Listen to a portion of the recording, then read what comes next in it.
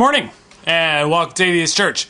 It's great to be back. I spent the week down in LA. We performed at the Hollywood Improv and at the Long Beach Art Theater.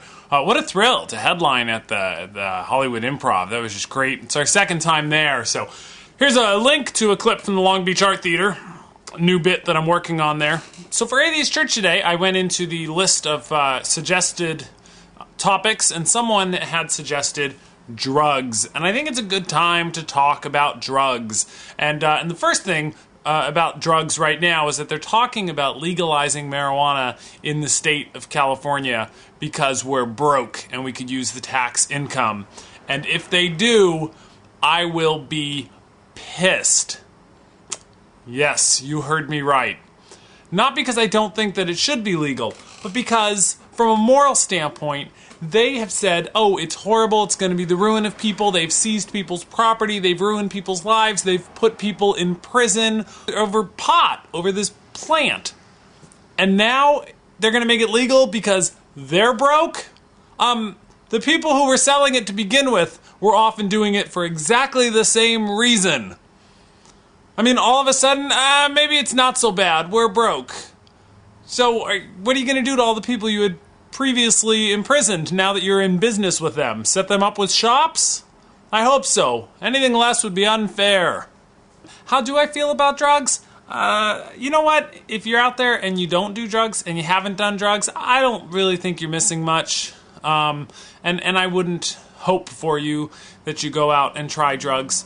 But I don't think that they're really a big deal. My father never lied to me about drugs, and I think that gave me a pretty healthy attitude about him. He wouldn't say the users are losers thing. He always said, you know what, there are people out there who do cocaine as casually as some other people drink. Why take a chance that you're one of them, you know? Many other people, who knows what percentage, but seemingly a high percentage of people that try it get really carried away with it and have problems, et cetera, et cetera. So I thought that was a really intelligent way to look at it. You know, he also admitted to me that he tried pot once in Vietnam. It gave him a headache. I said, Dad, that's not really a fair trial now, is it? You know, the whole, like, people trying to shoot at you while you're in unbearable heat and humidity in the middle of the jungle in a war that you have no idea why you're in. That might not be the best place to get high, you know?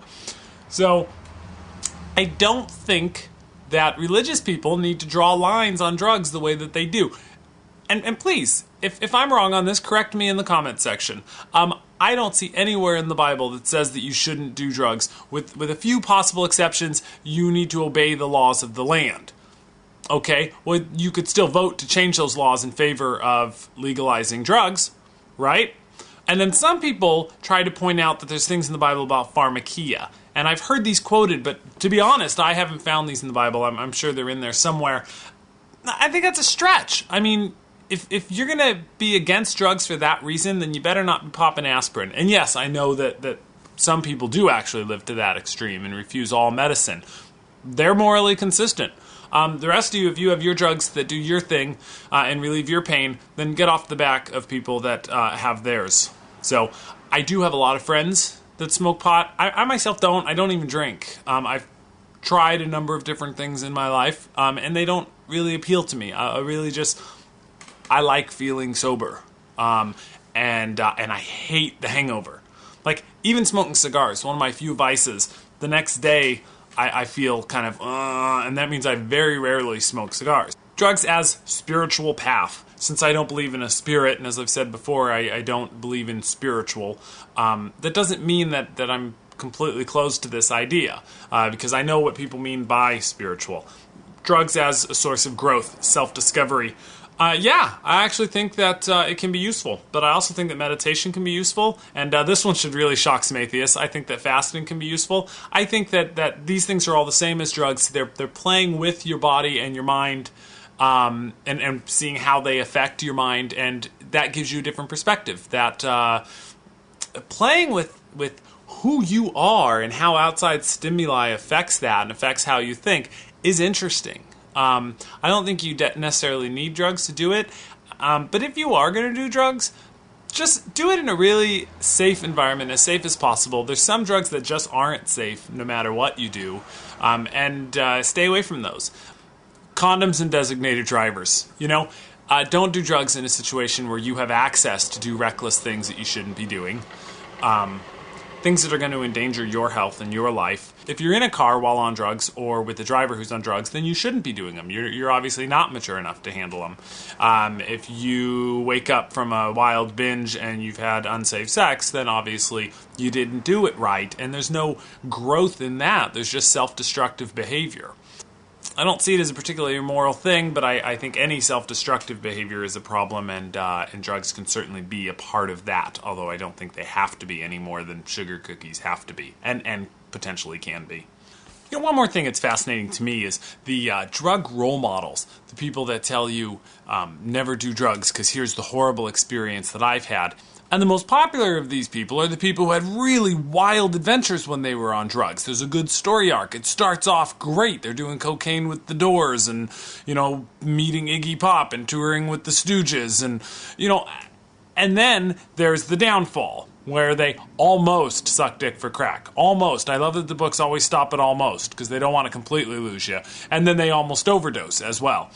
And the message of these is weird to me. It's like, I did drugs, and I really regret it. Of course, it let me hang out with rock stars and gave me a life interesting enough to write a book about, and I wouldn't be here right now talking to you. I'd probably be working at a desk job somewhere in Poughkeepsie. But don't do drugs.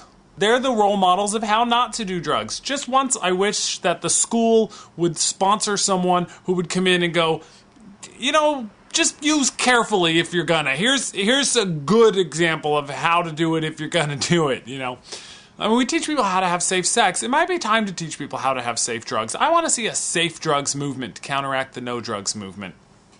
I ran into a friend of mine who had a lot of drug problems when we were in school, and after school I lost touch with him, and he got deeper and became a real problem to himself and others. And then I ran into him recently, and he's got a job as a drug counselor, and he's helping other people get sober like he did, and he's doing really well. He owns his own home, makes like twice what I do per hour, and they're sending him to school. I think that's great, and I'm glad that things turned out all right for him. But as I'm out looking for a job, it makes me realize that when Nancy Reagan told me to just say no, she was giving me really shitty career advice. Mr. T told me, say ugh to drugs and nope to dope. Yeah, and hello to the unemployment line. I should have known that anything that Nancy Reagan and Mr. T could get together on was bound to be bad news. The other thing they say about marijuana is that it makes you paranoid. Pretty much everyone I know who smokes pot regularly has been busted at least once in their life. If not by the cops, then by parents or teachers. Yeah, marijuana makes you paranoid. Not paranoid enough, I'd say. I mean, how paranoid are you going to be? Are you going to be so paranoid that you think that the United States government has a paramilitary force that's out there busting people for ingesting a harmless plant that makes them feel good? Come on, that would be crazy.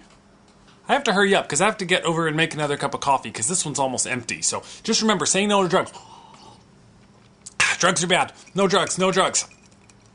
Dude, I was doing there. I guess coffee, it's a drug. And caffeine, I'm an addict. Please do check out the new video. There it is again. And I'll see you guys all back next week. Again, keep suggesting topics. I'm heading up to Seattle and Portland and then San Francisco. We'll Coexist Comedy Tour. We'll see you then.